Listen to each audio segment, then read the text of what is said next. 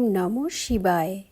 আজকের বরদান সর্বের সৎকারী ভব। বিশ্লেষণ। সৎকারী হওয়ার জন্য নিজেকে প্রত্যেকের সেবাধারী মনে করতে হবে।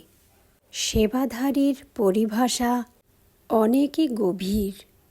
অন্যের অবগুণকে দেখেও না দেখা, নিজের গুণের শক্তি দিয়ে অন্যের অবগুণগুলোকে সমাপ্ত করে দেওয়া, অর্থাৎ নির্বলকে দেখে তার থেকে নিজেকে কিনারা করে নেওয়া নয়, ক্লান্ত হওয়া নয়, বরং তাকে বলবান বানিয়ে দেওয়া।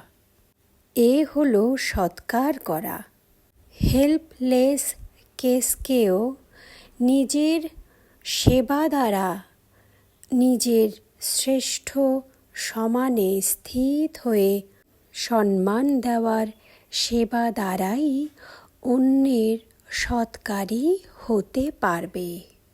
যারা গ্লানি করে থাকে তাদেরও গুণগান করতে পারলে তবে সর্বের সৎকারী বলা যাবে।